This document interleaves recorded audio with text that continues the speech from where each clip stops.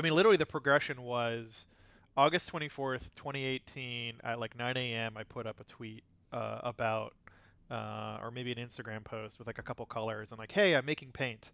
And my Hmm. friend Ross tweeted about us, and Ross works in the gaming industry and is like super well known behind the scenes.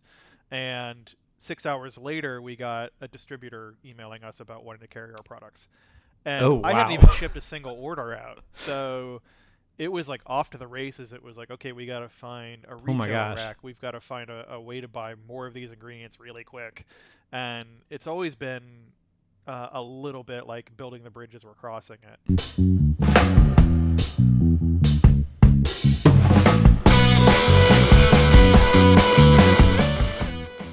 This episode of the Want to Know More show it's actually brought to you by us, the Wicked Dicey team. We're just kind of doing the thing. If you got anything from this show, just make sure to hit the like and subscribe button. It helps out, I think, I hear. Anyway, back to the show. Very fascinating. I'm very excited to have Greg join us. And I was telling him prior to the show that I'm being a little experimental and throwing a little splash of color in my background. So that is really exciting. So for anybody who doesn't know you, and they might not know you, but they know your products, I'm sure of it. Can you give everyone a couple, like a quick 1-2 punch of who you are? Yeah, so my name is Greg DiStefano. I am the creator and color commander here at Turbo Dork. But I originally come from the entertainment world. I was a fashion photographer before starting this. And honestly, Turbo Dork kind of started by accident about 6 years ago.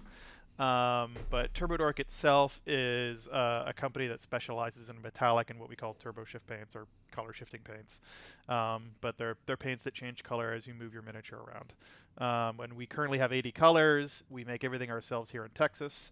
I think we're in something like 300 retailers and in like 6 or 7 different countries. And there's just three of us that does everything here. So it's Wow. truly a mom and pop like homegrown business. Do you get to travel? Like, have you ever traveled to another country and found your products there? Oh, interesting. Uh, I have not traveled much. No. Yeah, and not for not You're trying, like, but like, now, so, tomorrow, I will book a flight right, yeah. to Serbia. But like, uh, so we just signed a new Canadian distributor, so I'm interested okay. to go up and check out some of the stores for that. I've not been to the UK since we started Turbo Dork.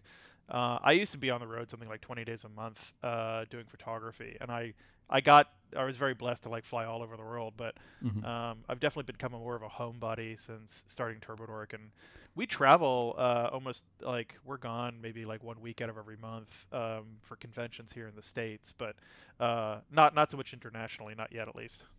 Yeah. So that opened up a treasure trove of questions, and I tend to get really excited about questions. So first of all, I want to know, because I used to do photography. I have like a silly Sony something A7 III or something like that. What was your like? What did you shoot with when you were like running around Oh my God. traveling? So I had kind of two different roles. I did my own fashion photography and commercial photography. If you go to my my old website, which is just gregdistefano.com, you can see all my old stuff.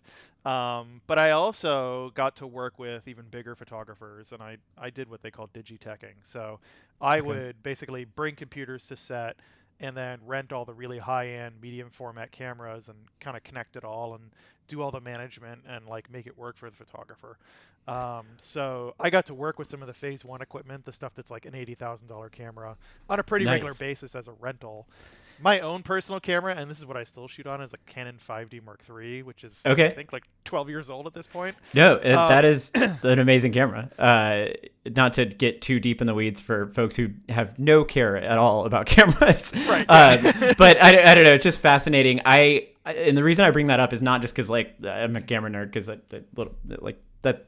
Aside from that, I think there's something to be said about starting a business in gaming and having a photographer's eye. So like we were starting up our conventions and we were taking pictures. I was just doing it for fun. And I realized like when I started posting them, everyone was like, "Oh my gosh, I've never actually seen what these conventions look like." So like for anybody who's like throwing a convention, hire a photographer because like it's like leaps and bounds what people respond to.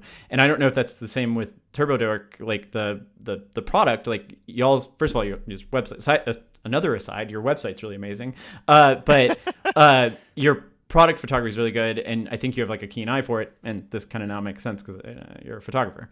So I think I I get it definitely, now. I think I definitely lucked out in terms of, because I always joke that like our colors need to be seen to be believed, and Mm-hmm. it was a big point for me that I wanted to do the photography of like the little swatch golems to like show our paints off as well as I could. If you couldn't see the paints in person before you buy them, it's like the next best Mm-hmm. thing. But yeah, I think having an eye for design certainly helps, especially with like product development and marketing and all that sort of stuff. Like, yeah, you're talking about conventions. It's like I know what comic book conventions are like from going to like San Diego Comic Con for 20 years, but I've never been, or I hadn't been to a gaming convention before starting Turbo Dork since Games Workshop Games Day, like 1996 Wow. in Baltimore when I was a kid with my mom. So, Yeah. it had been a while. Um, but yeah, like we actually hired a videographer when we went to Adepticon last year, and he shot like a little promo video, and then we put that on Instagram as an ad while we were there at the convention, and that was huge for us, to kind of Mm-hmm. show, hey, when you're coming to the show, come check us out and like look at our stuff. Um, I think I'm going way into the weeds here, but Keep going. No, keep going. No, it's and I exciting. apologize. I literally I want to be like looking off screen and writing 1,000 like note. I'm like, oh, like I want to pick on that. I want to pick on that. But no, keep you. So Um, let's go a little bit into like let's back up a little bit. So mhm. you have a paint line that I think markets itself. It's kind of like I'll tell you my little like origin story here of even knowing about you. So I was in one of our smaller local game shops, and I saw. I did not know anything about painting. I'm a terrible painter. I'm really not good at it. I like it. I enjoy it. I do it often. I have like 5 or 6 obnoxious armies that cost me an arm and a leg.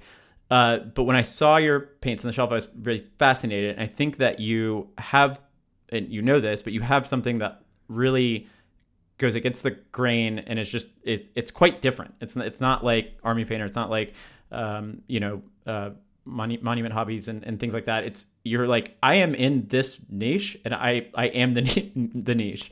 And so like where Yeah, did you like?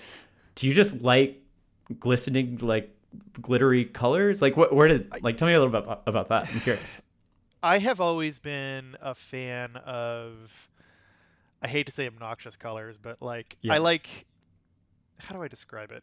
I used to use like a little term about like get noticed on the tabletop. I Mm-hmm. like showing off. I like kind of having stuff that speaks for itself and catches the eye. And like, I used to wear bright clothes or like stuff that like I had used to have like a pepperoni pizza hoodie that I made from a photo that I printed, I love it. and I've always kind of liked that like attention grabbing thing. Yeah. And when it came to the colors, it just kind of naturally lent itself to like, I don't know if you've ever heard like the blue ocean theory, and I only heard Mm-hmm. about this last year, which is like the idea that basically make a product that doesn't exist as opposed to trying to Mm-hmm. make something that other people have and competing with them. So for Turbo Dork, it was just kind of natural that like I had, made 16 different colors. They were all metallic, and it was like, let's just keep going with metallics Mm-hmm. because nobody else really does colored metallics well. And it took us a couple years to even come out with silvers and golds because it was just like, well, everybody else has silvers and golds. Why would I Mm-hmm. make those? But these are our version of that and our take on it, and in our style.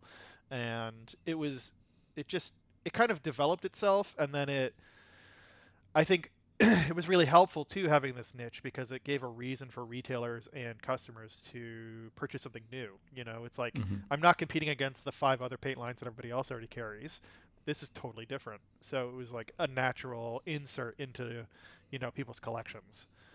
Did Um, you start by just mixing things together and you were like, this kind of works, and then let's bottle that up? Or did you have a teacher? Did you have like a factory you went to and you were like, I need to do these 5 blue sparkle colors. Like, and I say sparkle colors. I feel like I'm demeaning that there, and I'm not, because I really do That's love fine. your lineup of colors. So yeah, I mean, we purposely call the color, sparkle motion as a yeah. joke towards that, but it's been an interesting progression over the last 6 years. So technically everything started because I wanted to paint an Emperor's Children army, and there Hmm. was no purple metallic.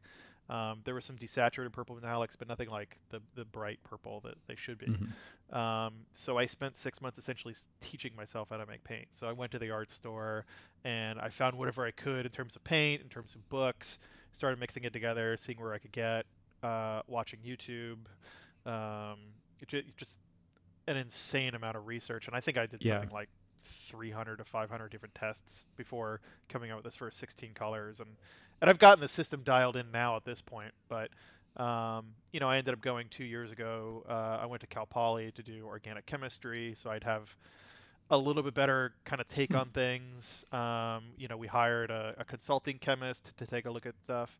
I've got a good creative eye, and I am a nerd for the tech behind this stuff. But I don't have the career behind me that a lot of these chemists do. So it was like, look, we've grown enough. We can throw some money at somebody to take a look at these formulas and like Yeah.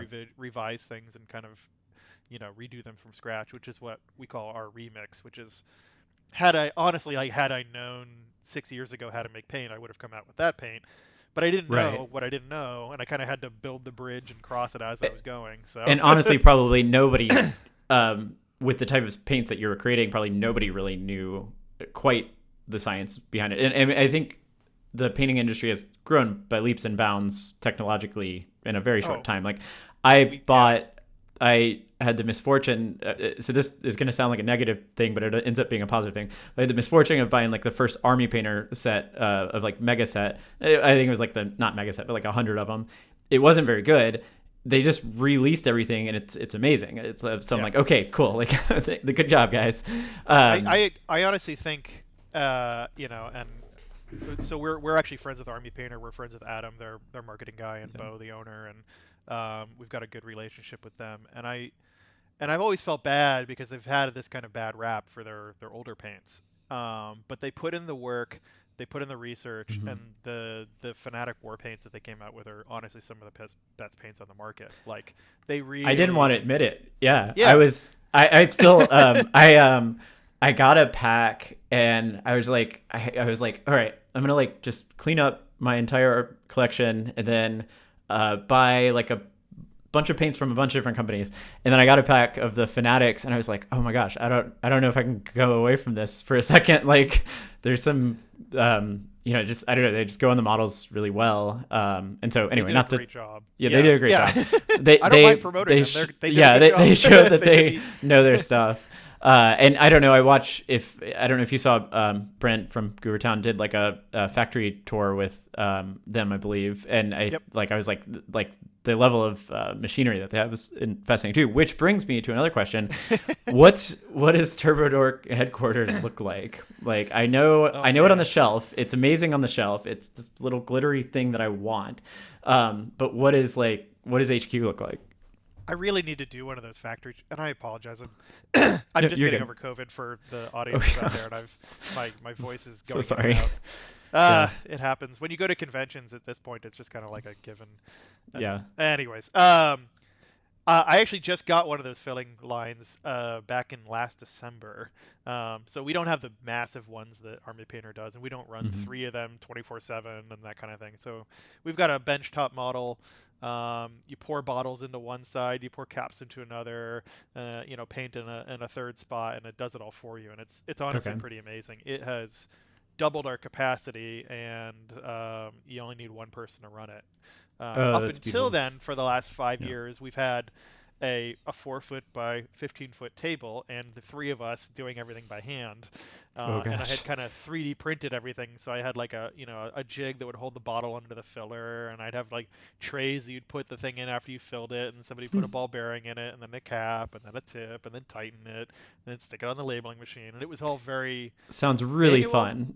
Yeah, it's funny. I kind of miss those days sometimes because we have Yeah. a 50-inch TV behind that filling line, and we would just sit there and we'd watch, Adventure Zone, not Adventure Zone, Dimension 20 or some role-playing Mm. show, and just kind of like hang out and make paint Oh, for the that's really day. great. But we outgrew that pretty quickly, and Yeah.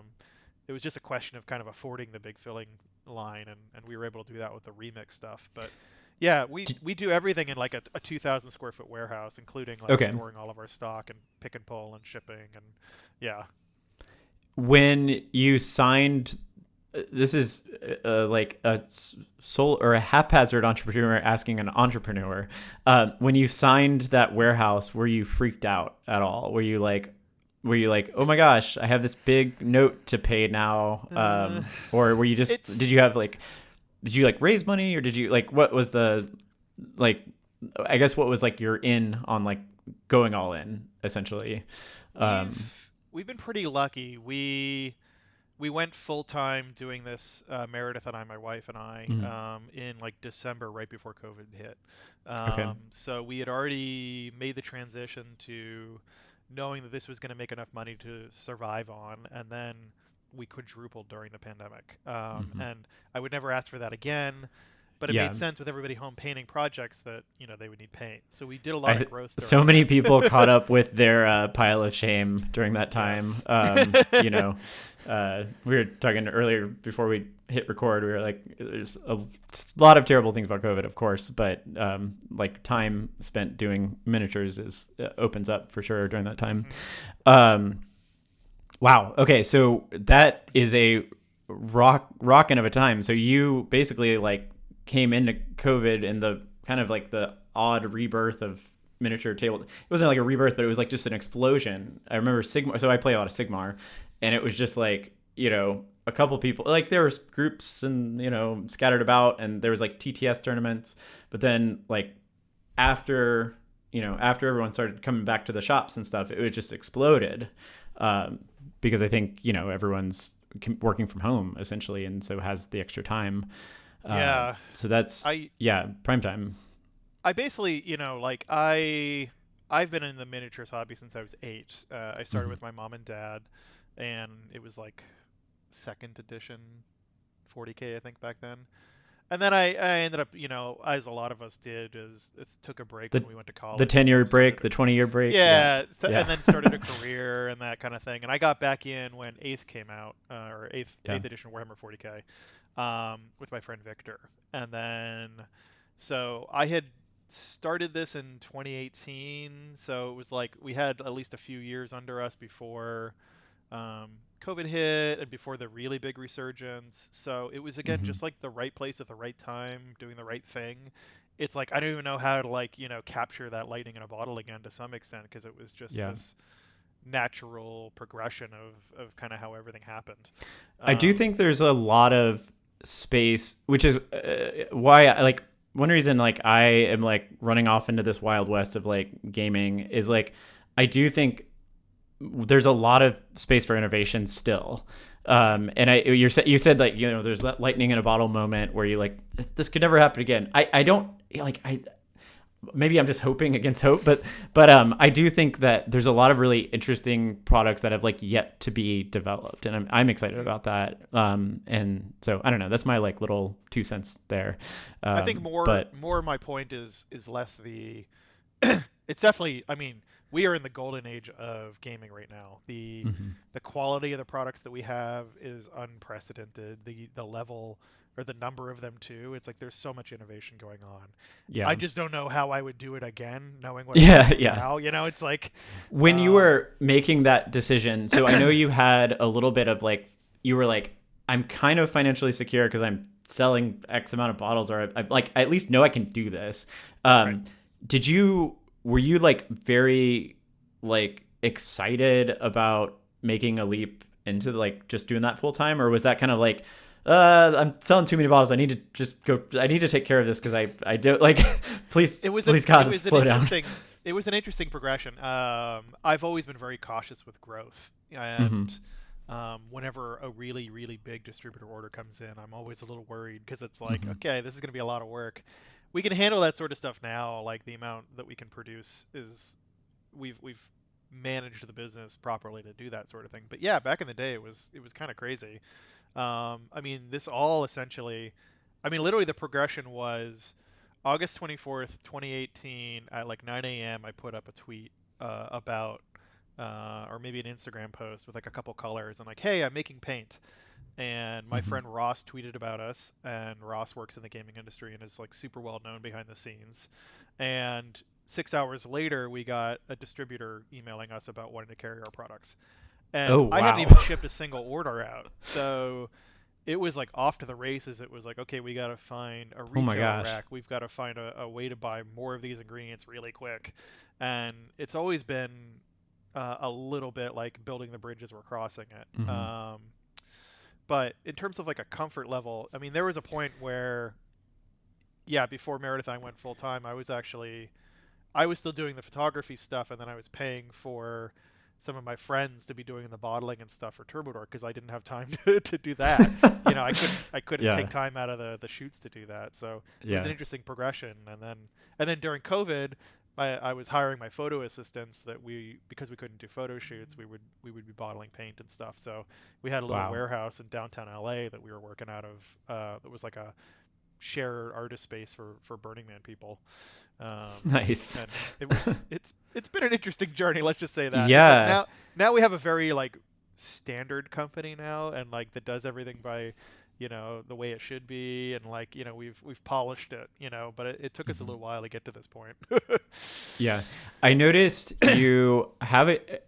Well, okay. It's like a two-parter question. So you have a YouTube, and I noticed you Yes. did a little spying, and you just recently, relatively recently, put out two videos about like your paint process, which I mean, it's great to have.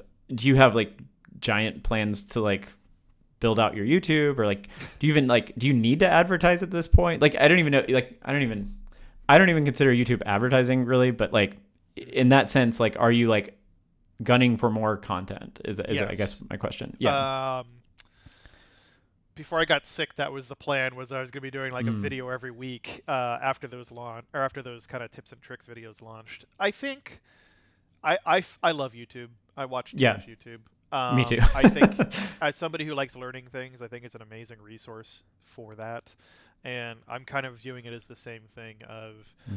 I want to put out like kind of how-to stuff or like I've been calling them case studies, but like I've been painting a crawfish Evangelion scale model Mhm. and videotaping the process, and like I'm gonna God, I said videotape. That's not even a Oh thing. no, you're fine. I didn't even Anyways, notice. Like I it like went right over my yeah, head, and I was just like, yeah, it's normal. yeah. I Um, just I just shot it on VHS, and then I'm gonna yeah. splice it together. But like, yeah, the plan is to do a lot more regular content with YouTube, and then edit those videos also to be kind of more bite-sized for Instagram and Facebook, and but Yeah. more to your point in terms of like what like advertising, we honestly up until like 3 months ago did zero advertising. Everything's been word of mouth. I spent I was wondering that. Yeah. a total of $50 on advertising in the last Oh my five gosh. years. Now it's a different thing. I think we're in a period of time where uh, social media doesn't work the same way. It's not as Hmm. viral. And it's like even if you do the same level of content you did 5 years ago, you only get like a tenth of views. Do So you do you have to like are you responsible for like things selling at shops? Like it sounds like you just take orders. And so like let's say like the shop that I saw was Alpha Omega. If yes, Alpha Omega Hobby. yeah, If Jake. they don't sell your products, then they probably just won't buy more, I guess. Is really what it comes down to. But if they like just naturally put them on the shelves and eventually they leave, they'll buy more. Is that like I guess can you go dig I want to dig into that process a little bit because I feel like there are people out there that just I don't know the science or the logistics of that. I Okay, don't yeah, really. fair. Yeah. So it's a little the lines are a little blurry these days, but there's kind of traditionally been like a three-tier process for getting products into retail. The base tier is ourselves, we're the manufacturer. Then there's the distributor, then there's the retailer, and the retailer like Jake, who owns Alpha Omega Hobby, like he would be buying. Oh, you know Jake. Um, Okay, cool. yeah, Jake's really awesome. Jake's great. Yeah. Yeah, I'm actually going to be. He was our original supporter for anything we've ever did, so I can that's cool. only be grateful for everything that he is. So Jake's anyway. amazing, and I'm going to be on their show I think in 2 weeks. Oh, cool. Build, yeah, Pay, yeah. Play. Build, play. Yeah. Yeah, but so we sell to a distributor, then they sell to the retailer, and there's no sort of guarantees there. So it's a question of if the retailer is interested in buying a product, they can go to the distributor or ourselves directly, buy it, put it on the shelf, see if it's going to sell. If it sells, great, then they buy more. If it doesn't sell, maybe they discount it and get rid of it, that kind of thing. There's a lot higher churn for something like a board game where there's like 1,000 new board games every year. For Paint, it's a little more of like a long-term investment because they're also buying the retail rack. So they're kind of dedicating a certain amount of physical space to a product that's always going to be there in that store. They're like buying into a system more so than just kind of buying a one-off, like a Magic release, that kind of thing. Retailers want to make as much margin as they can, which everybody does, right? Yeah, and it's good on them. I mean, they're the local game stores usually, not all the time, but yeah. And honestly, like I'm just, I'm very honored that stores carry us because they are taking a financial risk to, in many cases, spend like $2,000 to buy a rack full of paint and put it out there and hope it's going to sell. And it definitely pays off for the stores, not to like toot our own horn, but our paints sell really well. So it's never been a worry for me in terms of that sort of thing. But getting to that trust level has been really an interesting process and like very rewarding that customers happen to like our paints, but also retailers are like, hey, enough customers really like this idea, I want to invest in it too, has been kind of cool and like a bit of a validation for me. Yeah.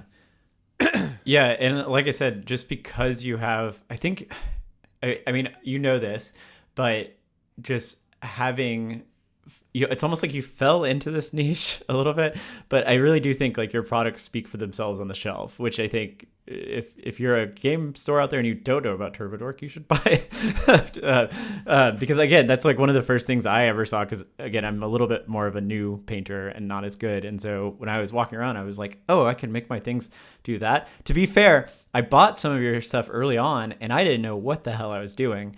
And I did not use it very well. But I have since rectified that and I've got like a couple little small models with like things on them that I think it was like Cloud Cotton Candy or something like that. Cloud 9.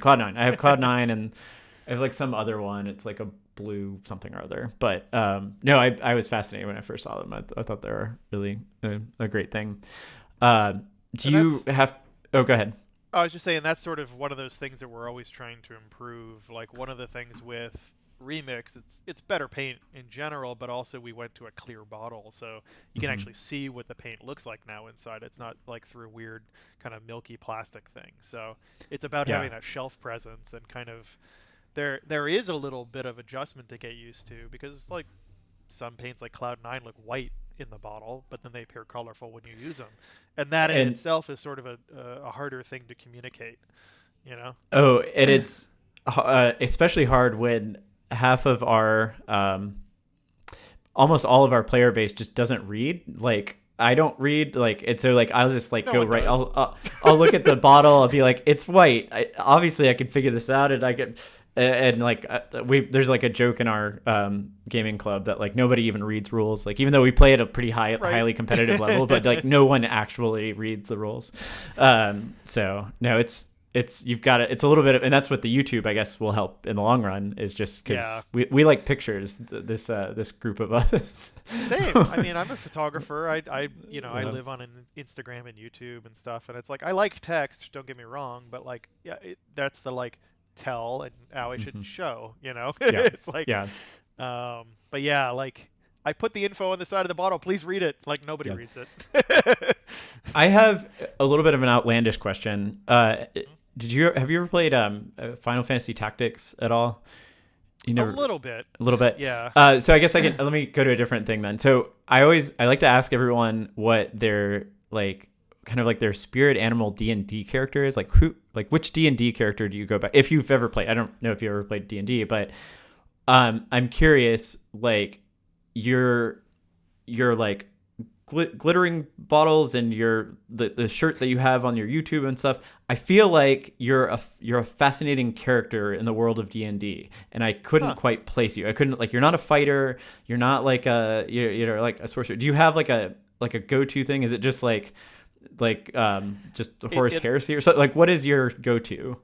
So yeah, I've not played a whole lot of TTRPGs. However, I've been on a 2-year-long Pathfinder 1E campaign. Okay. It's 1E. Yeah. Okay. It's a little. Okay. It's like a Little little OG. homebrewy.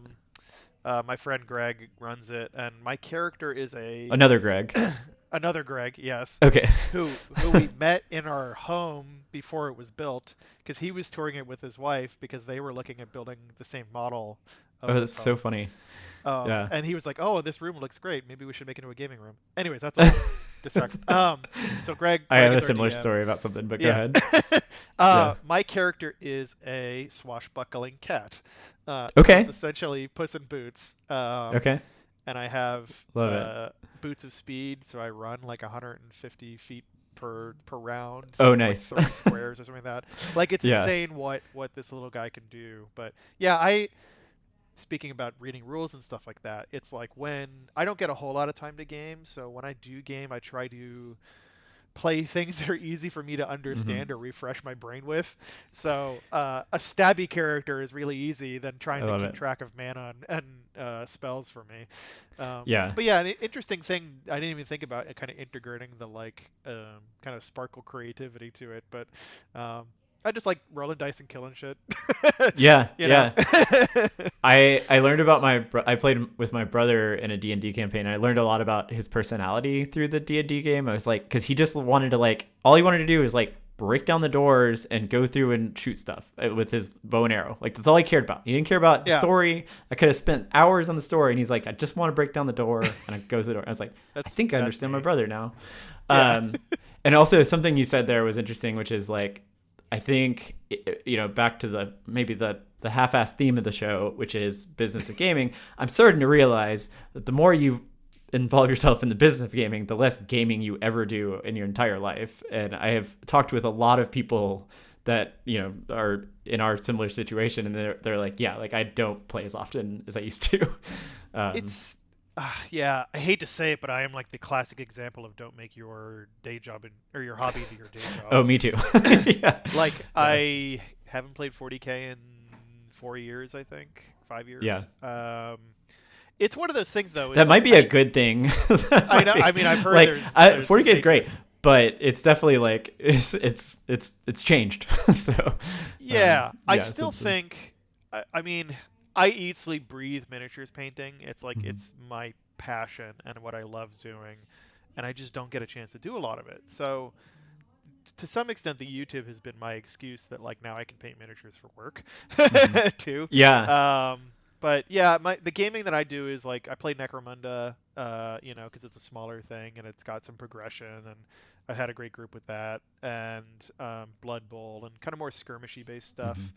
But yeah, the amount of gaming you do when you do this as your job is very little, and Yeah. I've always thought it kind of interesting because a lot of times the people making the games or the products for gaming are not the ones actually doing the gaming. So there's like a certain amount of kind of prediction of trying to figure out what would be good for a certain audience, but you're not actually that audience anymore. And I've always thought that was an interesting disconnect.